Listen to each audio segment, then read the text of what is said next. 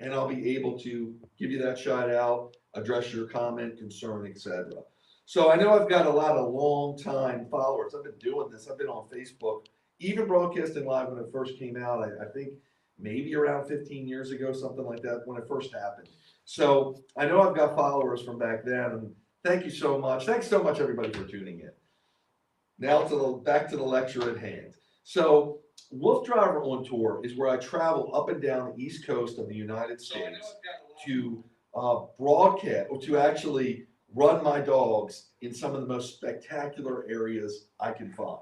And sometimes we go to these places once in my lifetime, yet alone once in the dog's lifetime. It depends. It depends where the trail is, where it's located, how far access it is from here. It depends on the experience we have there. And also staffing, because I have people that go with me. Yeah, I can do it all. I've done it all, but driving a long distance, sometimes from Maryland to Massachusetts, like 10 hours or whatever, and getting back, sometimes we'll get back in the same day, requires a lot of planning, coordination, and peeps, what I call my WoofDriver pit crew team, because if I got there and drove all that way and tended to the dogs and did everything I needed to do, setting up this electric dog sled on wheels and running them on the trail, being alert for anything around us, including wildlife and everything else, I'd be exhausted. I still am exhausted, but without people with me. And I'd be more prone to have mishaps, whether I'm on a trail, something could happen, whether in traffic, whether the truck has a malfunction, etc. So having a team is going to ensure the safety of all involved. I know everybody can't have that luxury. And in fact, when I first started running dogs about 30 years ago, I did it all myself. I didn't travel the East Coast of the USA myself, but I went to trails in my area that required a lot of my attention, of course, but a lot of physical assertion. So that was work in itself, and a labor of love, if you will. This is what this whole thing is.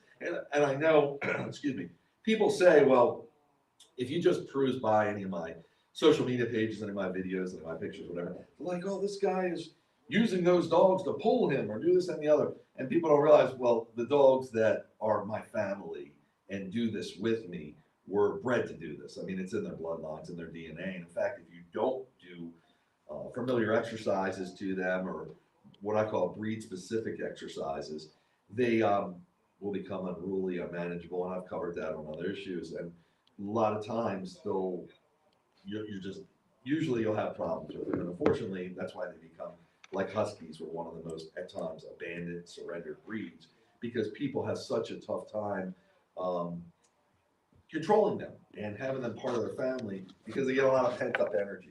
And they're so intelligent. They need to be challenged not only physically, but mentally. Get into that on another topic. But quite frankly, people will say to me, hey, WoofDriver, you're using those dogs. These are some of the comments I hear. Why do this? And I'm like, I'm doing it for them. It would be a heck of a lot easier because, again, dog motorsports is what I pioneered and invented. That means that almost all the rigs I ride with my dogs are electric powered. So the dogs don't actually have to pull me. They can actually just trot, walk, run, whatever they want to do with a particular vehicle. Some of the vehicles are designed so if they want to pull, it's possible. They're capable of doing it. The weight ratio for the amount of dogs I have and my weight included makes it possible for them to pull me in certain circumstances. So that's the genius of the whole design. But it'd be a heck of a lot easier for me to leave the dogs at home and just use this like a go-kart and ride all the trails, and it'll be perfectly legal, because today almost all trails accept some sort of electronic bike, e-bike, and almost all my bikes will comply with all the rules and regulations of the trails we go on. They all will, in fact. So I'm not violating any laws with or without dogs, believe it or not. So, if I'm doing it for the dogs, do you think I'm doing it just so I can tend to the dog, feed them every night, house them, and take them for all their shots and do everything I do because I just think they're a dog? No, I love them. They're my family. Hello. So but some of the comments I get are very accusing and demeaning and everything else you can think of. And some of them are just very general. I really applaud everybody who is about animal welfare and the best for animals. So I don't, if you say to me, why are you doing that? You have legitimate concern. I love explaining it because I want to educate others. It's all about the betterment of all the animals, of the dogs, specifically here, huskies and high energy working breeds. So that's a little bit of behind what I'm going to talk to you about today. WoofDriver on Tour is where we travel the East Coast, like I said, looking for trails, running trails, doing our thing on trails. Sometimes there are some places that I can even let the dogs run free, some areas, but that's a topic for another day. But it's really cool when you get to some areas that you're allowed to do that and you can let your dogs run free. There's a lot of work that goes into that and a lot to be concerned with. So let's touch that subject on another day. Today I'm talking about riding mostly rail trails, which are old railroads that have been converted to trails that people walk on, run on, bike on, and run a dog sled on. A lot of these trails are well maintained if they're part of the rail trails network. Not all of them. I know a lot of people are going to say, "Oh, well, I'm going to a trail and it's terrible shape." I know there's not all of them are. They haven't caught up to them yet because they're trying to, and some of these local municipalities don't have the money to maintain the trails as well as they'd like to. So, of course, I read all the reviews. I use a couple apps, All Trails and Trail Link, which better tell you current conditions of a trail and give you the overall gist of what to expect on a trail. So, excuse me one second here. This is saying more creators want to co-host, accept. So sorry, because I told you we're on multiple platforms here. Uh-oh. So we've got volume control here. Oh, I don't know what I just did. Well, I'm I might need Rod to help me here for a sec. Here we go. I got it. I got it. So some people are with TikTok. Hey, everybody. I know I look a little funny. To get the whole story, please go back in the live feed. But we're talking about WoofDriver on Tour today, how I travel the East Coast with my dogs and my electric dog sled on wheels series that I've pioneered this whole sport and this whole line of dog sleds on wheels to take my dogs, multiple generations, been doing this for 30 years, 15 years of traveling, running dogs for 30 years. So when we go to these trails, I was explaining how they're all rail trails, almost all of them. Rail trails, you can usually expect a relatively level trail and usually a trail that's fairly well maintained, not always again. And we're also looking for the reviews in Trail Link and All Trails, as I mentioned. So reviews are really important because they tell you what is going on. We got a couple questions. Oh, a couple questions. So on YouTube, Okay. this person say I've got some Questions. Okay. questions, and then on Facebook, and here's your glasses. Sorry, I need glasses here on top of my So helmet. you can address them. So, Mini Jim has some questions, and Kewa Zaya Tan. Sorry, I'm saying your name wrong. Hello, they love pulling, they love the outdoors. So true. Please ask the questions. And yes, they do love pulling, and the dogs love the outdoors. And that's what this is all about. It's all about the dogs, as I said. Almost everything I do, that's my whole lifestyle, is dog centric. That's why I'm wearing a funny helmet here, so I can keep track of the memories. And thank you everybody who comments, whatever platform you're on. We'll get the comments. Rod, my producer here, will bring them to me, and we can address them personally. Talking about rail trails. So in these apps, they review the trails. A lot of trail users. So it's not just a one-time person visiting the trail. Sometimes it's people that go to the trail frequently and can give you their opinion on the trail. And that's really important to me because a lot of these trails, like I said, I've never been to before. I travel the East Coast, and through the reviews is how I know what to expect. A lot of times there's photos too, but a lot of times people take photos. It's of the lake that's near the trail. I don't know the trail condition. I don't know this, that, and the other about the trail, which are important. Again, the surface also is a big issue because sometimes you'll get asphalt surfaces, and I know people who contact me are very concerned about running their dogs on asphalt, and rightfully so. So with asphalt, we really need to be concerned, but also not be scared of it. So it's got its purpose. Asphalt is similar to a rock texture because people are like, in the wild, dogs years ago, before they were domesticated, their ancestors, wolves, whatever, they wouldn't walk on asphalt. True, but they would walk on rock surfaces. They might be shale, slate, so they might be big flat surfaces. They probably wouldn't pull like we're pulling, depending on the conditions and the situation, but they would definitely have contact. And actually, the harder stones will help keep their claw lengths well conditioned or at a proper claw length level, their nails, and as well as their pads, it helps maintain healthy callus. So asphalt can be very useful, but we just don't want to overdo it. And that's with anything in life. Usually moderation is the key. So depending on the dog, depending on the situation, you may or may not need booties. Depending on the dog's age, that plays a part of it too, because as they get older, they don't lift their paws as high, and as they tire more easily, so they might start dragging them. You might wear down the nails, which is down to the bloodline, and it looks like someone was murdered there. It looks terrible. It's usually a lot worse than it is. It's just down to the bloodline. That can happen when you're cutting nails too. It doesn't mean it's good, but we usually need to booty them up as they get older for that reason. Some dogs may need booties all the time. Some dogs may never need booties. It's just real dog dependent.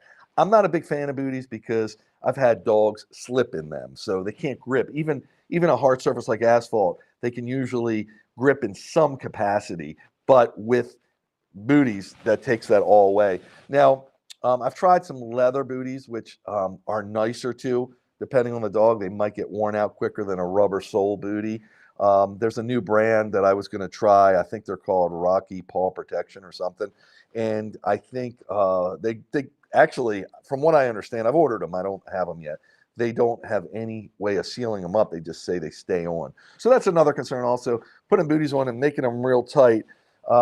You're talking about blood circulation, everything. Usually, and it's my understanding, and it's worked for me, you don't have to worry about it as long as the dog's moving. You keep the booty tight so it doesn't slip off. But if the dog's stagnant for a while, you just have booties for around the house, and it's too tight, you could cut the circulation off, and that could be a dire situation. So want to be careful about that. So when I do WoofDriver on tour, I always have booties. And I try to varietize the trails we run, if I can speak correctly, so that week to week, I try to go once to twice a week, by the way, depending on the weather conditions of the trail and what's going on scheduling wise for the dogs, because we do so many activities. I want to be sure they're fit for it. They're in condition for, maybe like yesterday we did 17 miles. And so I might try to run them again Thursday because it's getting cooler out, but I don't want to take them on another 17 miles because they just did that. So we might do a 10-mile run, and we might do a totally different kind of run where I put the dogs on the side, and it's more like, I call it biking, BHIKING, where they're actually hiking with the bike. They're still tethered to it, but they're actually hiking with the bike. So pretty cool stuff. So with the rail trails, with any of these trails, you can usually tell what the surface is going to be, so you can anticipate. So again, I can plan maybe one time asphalt, the next time dirt, maybe gravel the next time, etc. Some of these trails are a mix too. So a lot goes into me planning, but I wanted to let you know I travel with a team, at least 2 other people, sometimes more, depending on where we're going. We were getting ready to do, we went to Virginia Beach last week, and I believe it's a trail, Elizabethtown, around the Norfolk area. And those of you that are familiar with it, I'm sure know about it. So the trail looked like it'd be really good. Sometimes I'd love doing city, town trails that are in good enough shape. They're wide enough to accommodate us. I mean, we're the standard width of a trike, but some of the of a recumbent trike, which is usually 3 feet wide. But some of these trails were built so long ago, or not designed to be trails, that they're just narrow. And today, by today's standards, they're making them all wide enough for trikes. So recumbent trikes are what people, when they start getting older, like myself, use them more and more because they're easier on your back and your knees and your whole body, essentially. So recumbent trikes, you're almost leaning back. You're in a reclined or recumbent position, and you can pedal at that angle more comfortably and for longer periods of time, longer distances. Really, really nice way. And I take a lot of these recumbent trikes that are currently available, even quads, which means 4 wheels. Trike means 3 wheels, and convert them into a lot of my electric dog sleds on wheels. So depending on where I'm going, I kind of want to at least make sure it's minimally wide enough to get 2 trikes past. And again, you can't always tell, but some of these trail links and all trail reviews and descriptions of the trails will include that. So I was going to Virginia Beach and I was looking at the trail and it was like a toss up.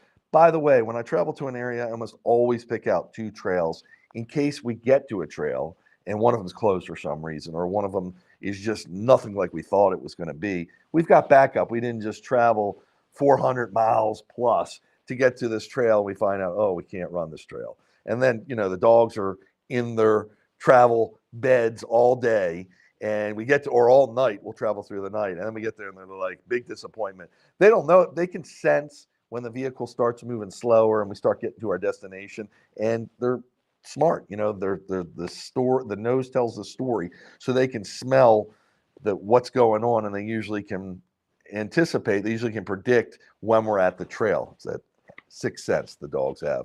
So when you get there, I've had this happen, and you can't run the trail. They're like, they're going crazy. Huskies, they're very vocal. Those of you that watch my videos have seen it. They start going wild in the video, and then I've got to actually tell them it's okay, and we got to go to our second trail, our second fallback option.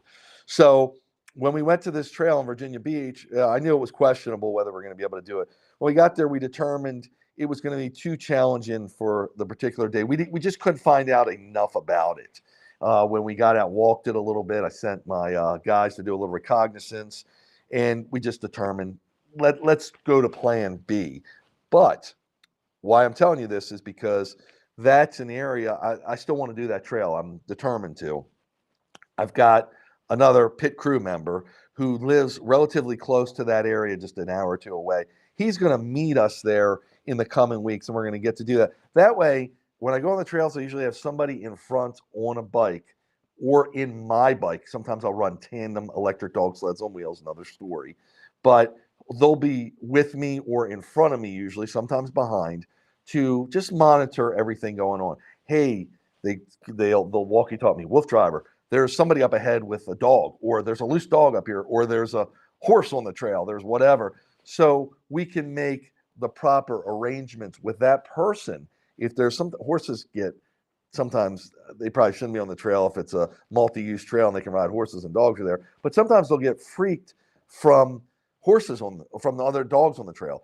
They especially might get freaked when they see my electric dog sled on wheels. I've been told by some of the horseback riders, it's actually the machine, not the dogs. And my dogs can sometimes become a little, whoa, what's the horse doing? And they want to play with the horse. So I've got full control of my dogs through my setup and through my training. But that little bit of concern can drive the horses crazy too. So it's really nice having somebody with me on the trail. Now, when I want to do this Elizabethtown Trail in Norfolk, I'm going to have someone in front and someone in the back. That way I'm covered all around. And if we need 6 sets of hands or 3 sets of hands, 6 hands, I've got 3 people on board between me and the other 2 WoofDriver pit crew members. So more crowded trail, we do that. Now, real quickly, I'm going to touch on the point. We've done Washington, D.C., the National Mall. Those that don't know what the National Mall is, that's where all the Washington monuments pretty much are in a series where you can walk from the Lincoln Memorial to the Washington Monument to the U.S. Capitol, and Thomas Jefferson's memorial's not far from there. Martin Luther King memorial's not far from there. So it's all within walking, biking range. And because bikes are allowed on this trail-like place, it's called a mall, but it's kind of a trail for lack of a better description here. And dogs are allowed on it. We said, why not bring the dogs tethered to the bike, the electric dog sled on wheels? So we did that. I'm going back about 2012-ish, which is about 12, 13 years ago. And it was an unbelievable experience. Now, I had probably a crew of 6 other people with me because we had to juggle. We had more than one transportation vehicle because I had the dogs, of course, but I had to juggle vehicles. We had to juggle vehicles as well as dealing with traffic, and Secret Service got involved and park rangers got involved. It was quite an escapade, but the dogs loved it, and the memories are just one of a kind.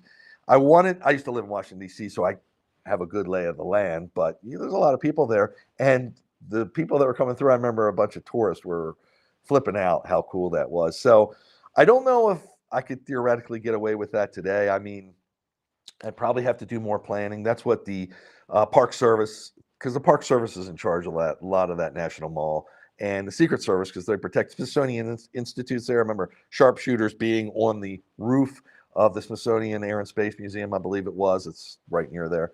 And wondering, what the heck is this guy doing? Now, they knew it was nothing nefarious. I'm not going to be there with dogs on a dog sled and planning something terrible, God forbid, a million times, of course. But they wanted me to have more permitting than I had. And they were very kind and gracious, maybe I could say. They loved what I was doing, but they wanted me to have more permitting. So that means, they wanted the Washington, D.C. and all their agencies to get some money because they want you to buy a permit, which I have no problem with because it needs to be sanctioned or managed in some way. But we went at night to avoid traffic. But I'm just telling you how we do some of our larger operations. So, by the way, these trails, I will travel at night, and we go in the backwoods. I mean, if it's a trail through a mountain range and it's been hot for a lot of days in a row and I need to get the dogs out in some capacity, we'll go to a northern place, usually of Maryland, in the mountains where it's at least 10 degrees cooler or so. And at night, where there's no sun to beam down on us, just the moonlight, hopefully. And we'll use either night vision goggles or bright LED headlights, flashlights, etc. And we will actually do this. And it's pretty interesting. And some people might even say pretty spooky. But we kind of welcome that environment just because we're adventurers. And when I say we, my pit crew, I mean, they're all love doing that. Even bringing paranormal investigation equipment.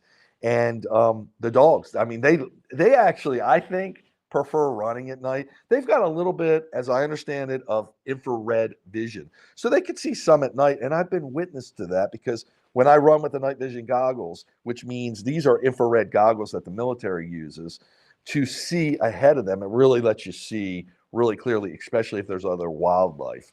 So when I do that, and there's a branch that I didn't see in the middle of the road, I could see it with the infrared. The dogs actually see it through their regular vision. So on the trail, whatever, they step over it, they don't get tangled with it. So it's truly amazing. I've witnessed this. So I know, but as technology's gotten better, you can get regular LED lighting, really bright LED lighting for inexpensive. It's inexpensive, little amounts of money, relatively speaking, and you can go out on these trails and really light the whole place up. So that's really nice for filming, etc. But I do go at night, and we do a little paranormal investigations, and we make this whole WoofDriver on Tour adventure that much more, just adds a whole new dimension to it. So lately, if you've been following me, I've been doing a lot during the day. Even through the summer, we've only been getting usually one in a week just because it's been so hot and really hard. We've had to travel to Connecticut, for instance, 400, 500 plus miles, and we're back the same day. That is the kind of WoofDriver on Tour we've been doing lately. Yesterday, we went to the Perkiomen Trail, Perkiomen. I haven't figured out how to pronounce it right yet. A lot of hard names to pronounce in the Pennsylvania, especially in that Philadelphia kind of corridor. We weren't in Philly, but it's not far from there. You got the Schuylkill River Trail, which is another hard one to spell. Forget about saying it. You can't even spell it. I've done these trails just because they're kind of in my backyard, 2.5 hours roughly from our spot in Maryland where we're based out of. Went to that trail yesterday just to give my WoofDriver pit crew. Again, we went to Virginia Beach last week with traffic. That was like a 6-hour journey. Yesterday was 2.5 hours, and it was cool enough, close enough by that we could get there. We could do our stuff. Got 17 miles in, which is a pretty good run for the dogs. Keep in mind, these dogs, sled dogs, properly conditioned, with proper conditions, can do 100 miles a day. So the most we do on the electric dog sled on wheels at peak time, proper time for the dogs, proper conditioning, is usually about 30 miles. And usually we're averaging 10 to 20 miles. So yesterday, 17 miles because it was getting cool. Wind chill was in the low to mid 40s by the time we were done. So I was getting cold out there for about 5 hours. By the time we had some instances yesterday where we had to spend some time, two flat tires on my co-pilot's bike. So what happens is I'm on the trail. We've got cell phone based walkie-talkies, which use a little bit, just need a teeny bit of cell phone signal, and we can contact anyone who has the receiving end walkie around the world, or at least around the United States. So, I mean, that's the kind of range. So my pickup and drop off man who drops us off in one place, picks us up in another as a mechanic also, he tended to the bike while I kept going on the trail because the dogs aren't going to stay around and aren't going to wait for us to change the tire. I mean, I can get them to do that. It's not their favorite thing to do, and they get very antsy and they start getting loud. And people think something's going on. If someone sees them, they think something's going on with the dogs. I've actually had the police call on me because they didn't see the dogs. They thought we had children inside our van. It was just we were harnessing the dogs up and they're getting so excited. That's how vocal huskies are. So my wingman, I call my wingman, the guy who drops us off, picks us up, and tends to the mechanics of everything.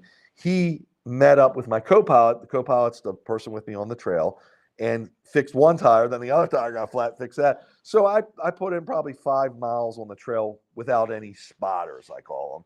But that's fine because, again, I've got help. If I get in a real bad jam, I can use the walkie-talkie, the long-range one, and I've got a short-range one, depending on the predicament or the situation or what I'm going to use. Went on the trail, did a lot of it myself. Great trail, but we had instances where the flat tires, as I mentioned, trees, we had a tree down in the trail, a lot of branches down, fly the drone where we could fly it. That crashed and burned a few times. We had to do some minor repairs.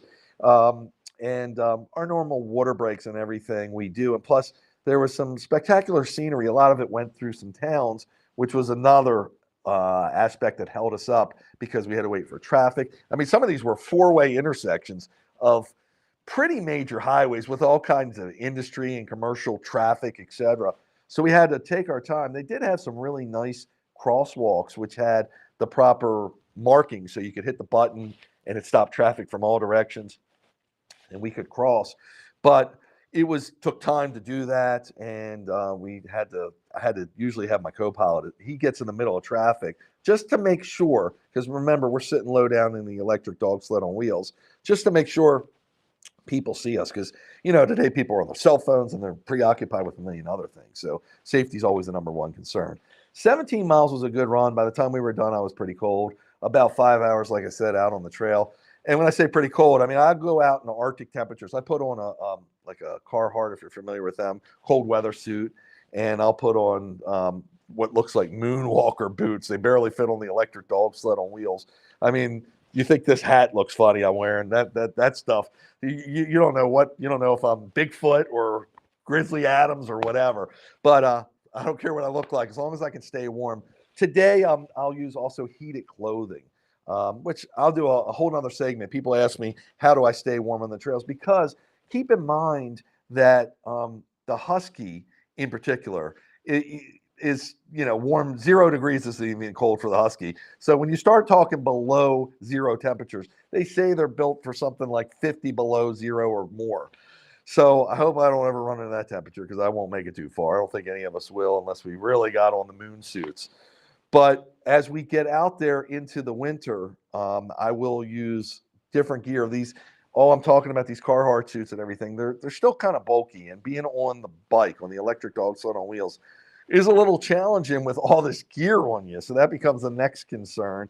So if I can stay thin by doing thin layers, and mixing it with a little bit of heated gear, that can really help, especially with our fingertips and toes. If we can use heated soles for the shoes or heated socks, even even the hand warmers they sell at Home Depot. I have a guy that uses that. If you guys remember I call him Old Man Jimmy. So Jimmy used to go on a lot of tours. He still does a lot with me. He's about 75 years old now. And he was famous because he was a big hunter for stuffing his coat. I mean, he stands up and the heat packs fall out, and his shoes and his gloves with these heat packs that you just get at like a Home Depot or something. I like the battery ones because if you can use a big enough battery, or I've modified them a little bit, I can without accessing the battery, keep changing it. You can stay pretty warm all day, but there's a science to that too, how you layer it, etc. I'll get into more of that in a different podcast.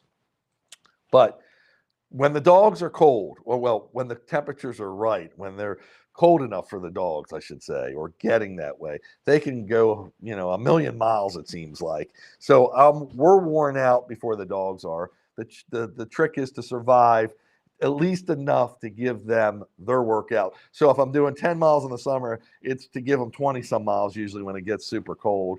Or, and this again, if you read more about me and what I do, add a little bit of different kind of enhancements to make them work in a harder capacity without having to be out there as long.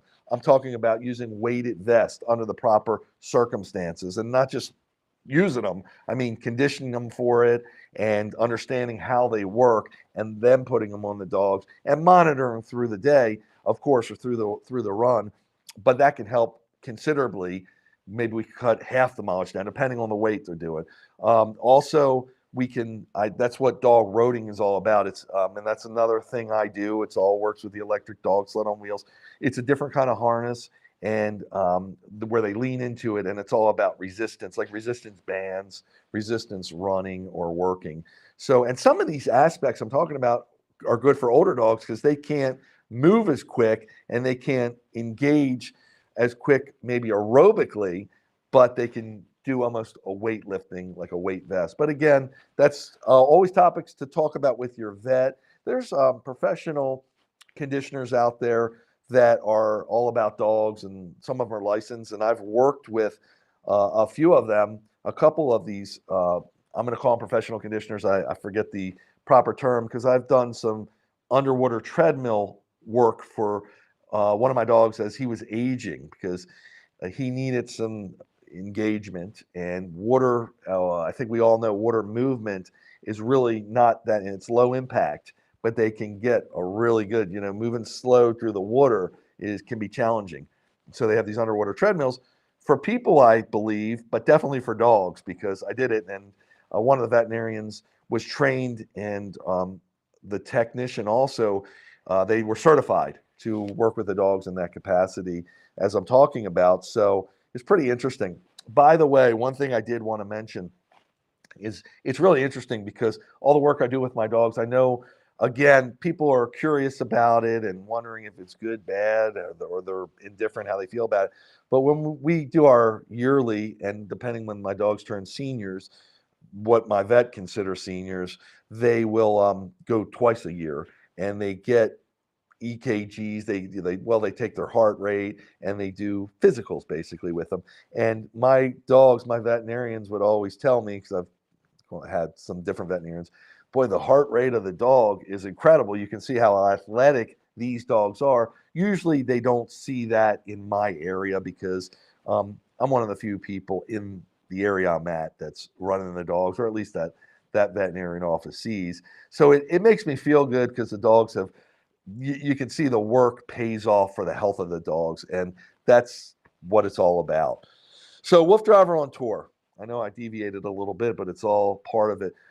Another aspect, people are always asking me about watering the dogs when we're out on the trail. Now, there's a lot of different views on this. I've always, the reason why it's such a big question to people that understand this is because of bloat. So bloat is when the dog's stomach basically can turn upside down or get in awkward positions, and it can be fatal to dogs. So we talk about bloat with humans. I don't think that's the same thing. That's usually we eat too much and we're stuffed and we're unbuttoning our pants, whatever. With dogs, it can wreak havoc on their stomach. It can be fatal to them.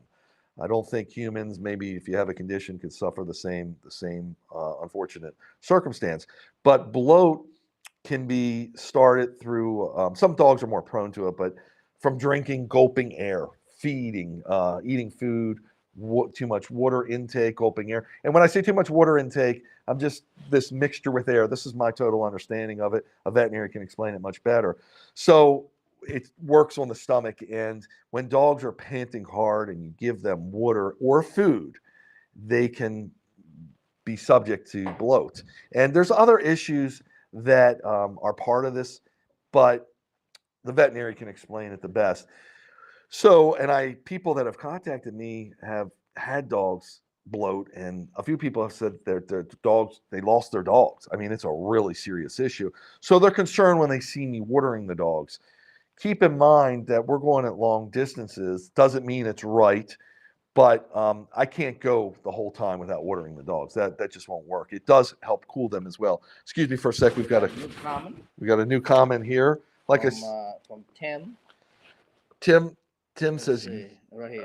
okay. Tim, I love this style of videos. Hey, thanks so much, Tim. I appreciate that. Again, anyone who wants to comment, shout out, whatever. Tim, I appreciate that. And I love these studio videos also because I'm not tending to a million different things going on around me. So I can really take the time to talk about the different topics I'd like to cover and to address the audience. So with bloat, it's very serious. What I do is I water. Now, some dog shapes, usually deep chested, I believe, are more prone to it. These dogs are really subject to bloat, and they will actually surgically staple their stomachs so they can't turn. That is a process, again, you might want to talk to your vet about. But when I'm out on the trail, we water the dogs I would say about every half hour or so, every 2 to 4 miles. In the beginning of a run, we'll water them a little more. And I've been successful doing this in this capacity, again, for almost 30 years. I don't want to give anybody advice on this topic because, again, I'm not a veterinarian. What works for me doesn't mean it's going to work for you. Every dog is different. It's really good to get educated on that. Usually, my understanding with bloat is because they're panting so hard, it's more likely in the heated temperatures. So that's when the real concern comes into a place. That doesn't mean, I mean, they're all out in the winter. I mean, they're running hard. So still I never mix any food with any of this exercise. What I do is I feed my dogs once a day. Again, that's a topic for another broadcast here. For me, it's worked, but that keeps the day open. I feed them at night before they go to bed because I know they're going to go to bed, sleep. That food in their belly is not going to shouldn't cause them to bloat. And because there's no activity, no heavy panting, breathing hard, etc., mixed with it. So they shouldn't be taking that air in as well, like they do when they're at full physical exertion. And that keeps the day open for me. So I will never feed them before we work out. And I usually wait till at least, I believe it's recommended 30 minutes. I wait till at least an hour. Usually we go out to adventure hard like this, so we're usually hours away from home. But it's quite a show when I do feed them. They're ready, especially after a hard day of work. One thing I did want to comment, we're just talking a little bit about food, and I'll do a segment on this as well. A lot of people with Huskies have a tough time. They say they're very finicky and very picky eaters. And I've witnessed that myself, but usually, and sometimes they do binge. They'll eat one day and they won't eat anything the next day. With my experience, again, always good to ask your veterinarian. I'm just giving you food for thought here, no pun intended. With my experience, usually my Huskies will eat more when they burn more calories. Makes sense. And so this means an active Husky is usually going to eat more. And sometimes I find when they don't eat their whole meal, I'm feeding them too much. So I'll cut it back and feed them less so they get less meals daily, but instead of binging themselves. Now, I believe their digestive system is okay on binging themselves. I'd rather see them eat equal meals across the board every day instead of binging one day and not eating the next day. But again, that's a subject for your veterinarian and yourself. The other thing is that sometimes when we do our big runs, again, after many hours of travel, I'll feed them a little more that day just because I know they burn a lot of calories. Usually with really active like sled dogs, it's hard to keep the weight on them because they just burn so many calories.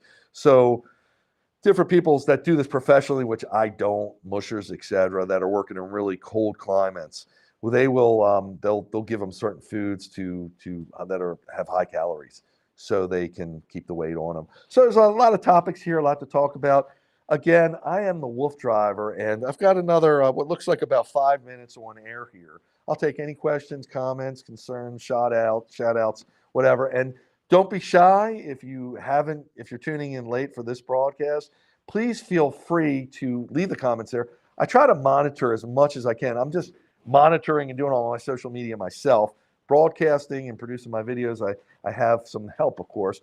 But if you get a comment, whatever, just put it in there, and I will come and try to address it personally through just commenting back, etc. Comment here from Tim. Okay, Tim's got a big one here, so I'm going to read this on the air. So this is Tim Zimbler. So he says, you're right. We normally get a very broad general explanation while you have on tour on the trails. Having you in the studio, we can hear you better and concentrate on what's being said. He works border collies on sheep flocks, and from one dog owner to another, I think you do an incredible job with your fur babies. Some of us want these style videos. Please keep them coming. And thank you so much, Tim.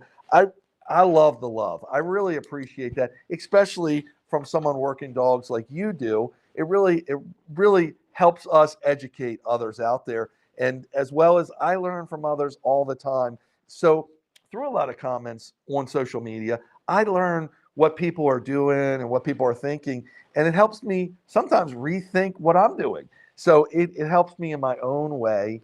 And I'm never a know-it-all. I'm a martial arts, like a lifetime martial artist. So I learn that I'm always a student. So I can always learn something. And that's one of the reasons I address almost all the comments on Facebook and all the social media platforms personally, because I really like to think about what others are saying and how others like Tim might do something so I can learn from him. So it's really cool. And that's why I think social media can be so great.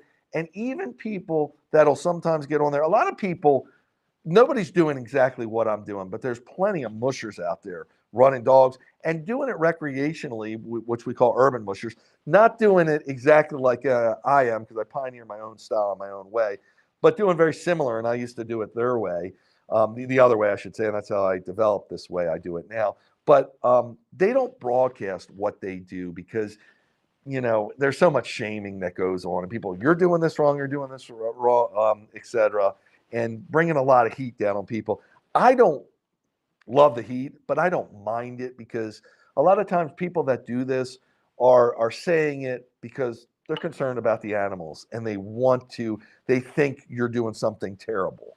Because with running dogs, there's a lot of terrible stories that go along with it from other people that do that and other people that have done it. But there's zillions of good people out there doing it that love their dogs and love what they're doing. And quite frankly, don't want to share it because they don't have the time, and they don't want to weed through a lot of the BS that can be related on social media. So my mission here, again, is about the betterment of all dogs. And because Huskies get such a bad rap, I'm a member of a lot of Facebook groups. I'm on Facebook a lot, but Instagram, TikTok, all of them. And people were saying that they had a Husky, and it was quite a few people. I was really taken back. And kids got around the Husky. And they were like, oh my gosh, that's terrible. That Husky's, they're a killer. They killed somebody's chickens. And oh my gosh, that Husky did this, that. And people were taken back because the Husky, yes, very prey driven, and they will kill small animals. But that's why they need to be trained properly. And that's why they need to be sometimes desensitized. And also they need to know boundaries. But they can only learn boundaries usually with the proper psychological and physical challenges or opportunities. So by what I'm doing, they'll get a lot of that. So somebody like in my position can just get a bicycle and put their dog with the proper hookup, like a Springer, ride their bike. This is how I started. Ride their bike up and down the street, their dog, and get on a trail, whatever. And that is a lot of physical and psychological enrichment, all the smells they take in and all the sights and sounds they see, especially if you can give them a little bit of a variety where you take them. And that's the beginning to proper training for behavioral considerations. Rod says we've got another We comment got here. several questions on TikTok, actually. Okay, TikTok. Starting right here. Great. So thank you, by the way, for everybody for questions. What breeds do you have Siberian and Alaskan? So I have, my breeds are all Siberian Huskies, and Stings and Fangs answered that. So very cool. I like the name. So mine are all Huskies. I have a small, my wife, stepdaughter, we have a Chinese crested at home as well, which is a toy breed. She's 19 pounds. I had another Chinese crested before. We love that breed. Also, I love all dogs, but I taught her to ride on one of my electric rigs. And it was so cute because she actually was able to, what I call mush with 4 of my other sled dog Huskies, last generation, but it's pretty cool. I've got all that on social media. So, by the way, I have had one of my Huskies, Zorro, previous generation Huskies, was about 60% Malamute, 40% Husky. So Malamute, here's my difference between Malamute and Huskies, just my take, WoofDriver's take.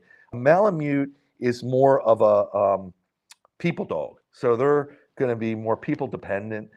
To me, they just, are very focused on people. And in some ways, maybe they can be a better pet. Now, they're big. They've got big heads and big bones. So they don't have the speed of a Husky, but they have more pulling power. Where Huskies, I consider them more of a dog's dog. So they very independent. They leave the person behind. My Huskies love me, and they'll go right over to the next. But I'm just generalizing here and stereotyping. They'll go over to Rod, who's sitting behind the counter, saying, "You got any food there, Rod? You got any loving for me?" And just leave WoofDriver in the dust.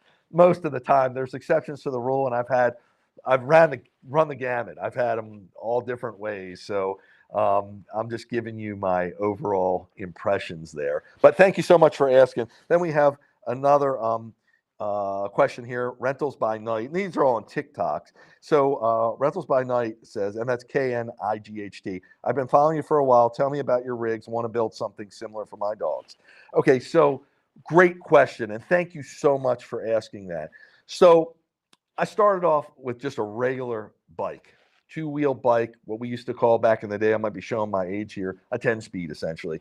And I put a Springer. A Springer, if you don't know, you can go on Amazon, put in Springer Dog Jogger. It's this big spring, and it attaches almost to any bike, usually goes under your seat, so the weight of the person is keeping the dog, when the dog pulls in a wrong, sees a squirrel, goes that way, goes this way, goes the way you don't want it to go, it won't be able to get anywhere because the spring absorbs it, and the weight of you keeps the bike from moving, and it can't tip you over. All instances. That's a really good, at least that I've experienced, a really good device. I graduated from the Springer design as I got more dogs to a Seiko cart. So a Seiko cart, if you don't know that, please look that up on Google. Seiko cart's a 4-wheeled, what looks like, I'm talking about recumbent bikes and trikes, but this is a quad. It's 4 wheels, and it's a really simple design. At the time, it weighed less than, or 63 pounds, I believe. I used to be the North American distributor. I liked them so much. The Seiko cart is not motor powered at all. It has these, what they call tow bars. So on a dog sled, you have what they call a gang line. The gang line is what all the dogs attach to, and that goes up and down, and it comes off the sled, and that's what they pull on to make the sled move. The Seiko cart has a tow bar. It's almost, imagining it as just a real lightweight hollow bar that goes around the dog. It's about 16 inches wide, and it is spring loaded. So the bar is probably 6 foot long. So the dog has 6 foot or so of running space. The bar has 4 tether points. So it wears a specialized harness, which is sometimes like a polka harness, they refer to it as, but Seiko makes their own.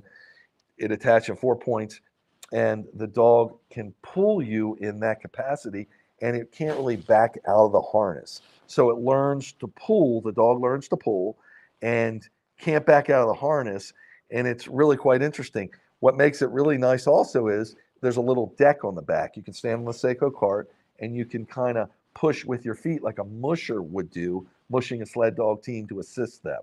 So the Seiko cart, you can also hook 4 dogs up. Again, you can see more of this on one of my websites, dogmotorsports.com, but that allows for up to 4 dogs. So I customized mine, of course, so I could do 3 dogs across one platform. I'll explain that in another video.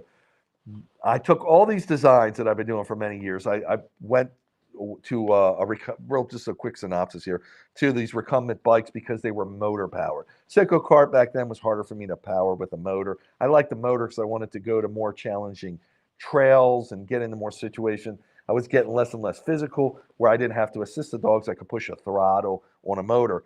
The only way I knew how to do it then was put the dogs on the side. I used these springers. But again, I'm using them on recumbent trikes and quads.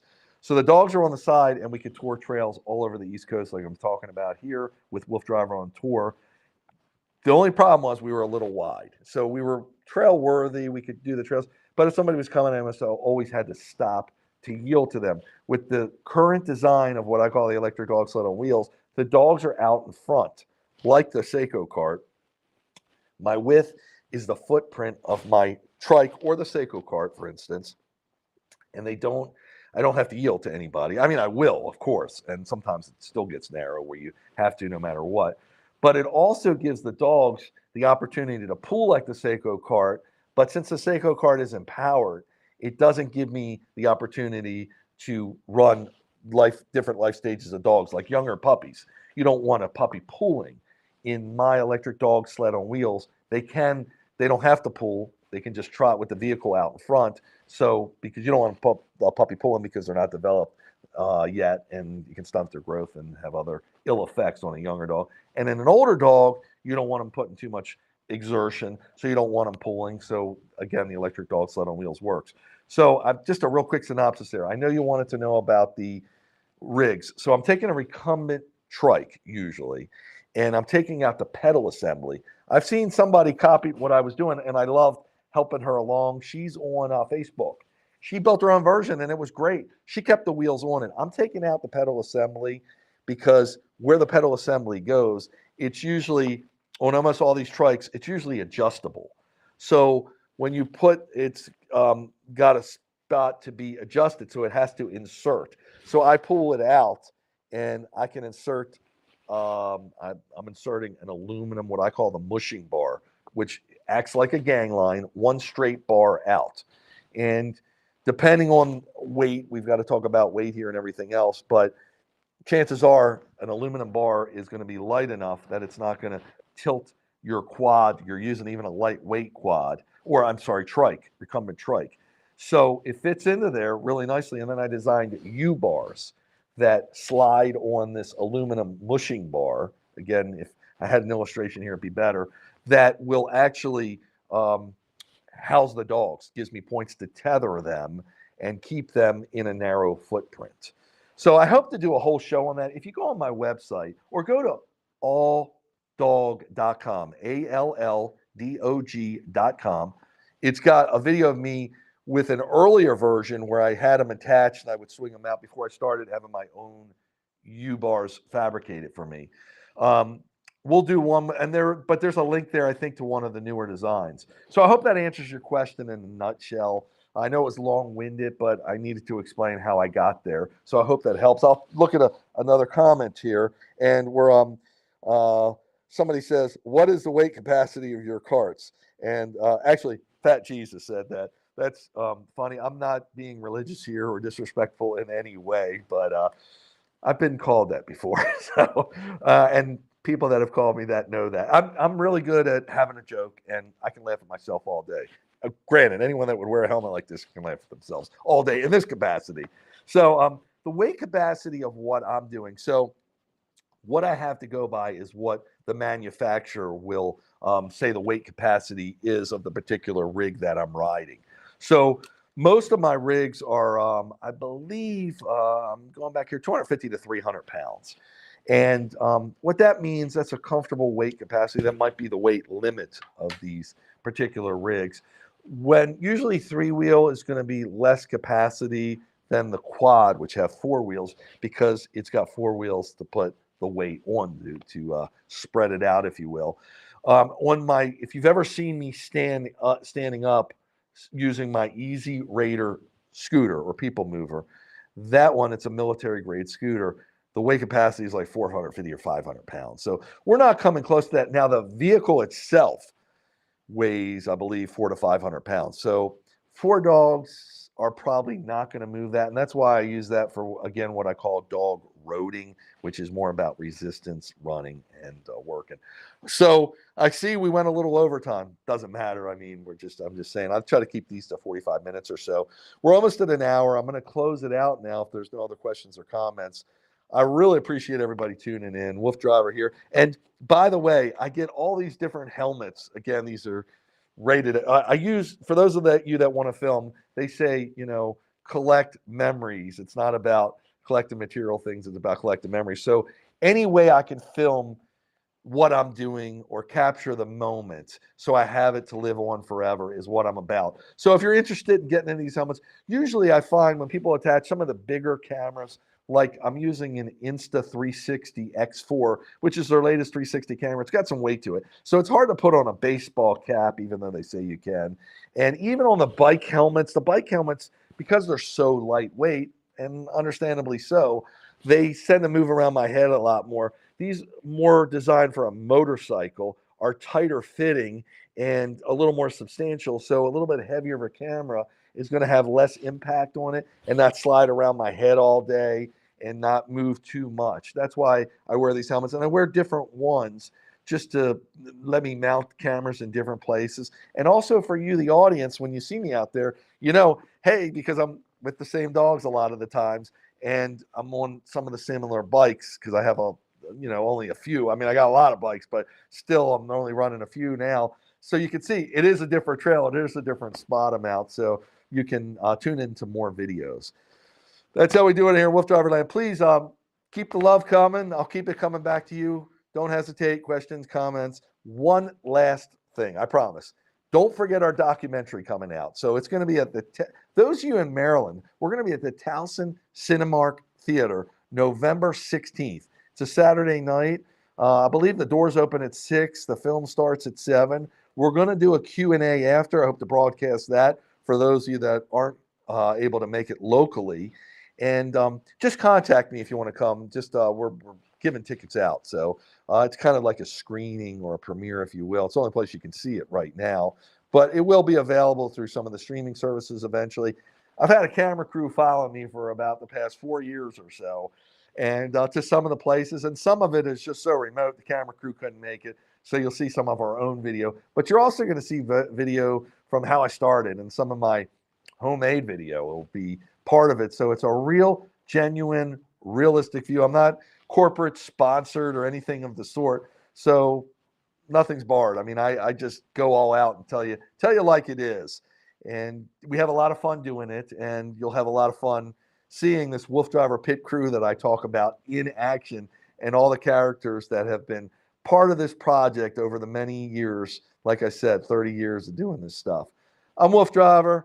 Thanks so much again for tuning in. Next week, we hope to be on the channel. Don't quote me on this. Keep your calendars open. Tuesday at, like we were today, somewhere around 11 p.m. I hope to post a more accurate reading there of when it's going to be so you can tune in. And as we get better at this, we'll be able to give you more of a heads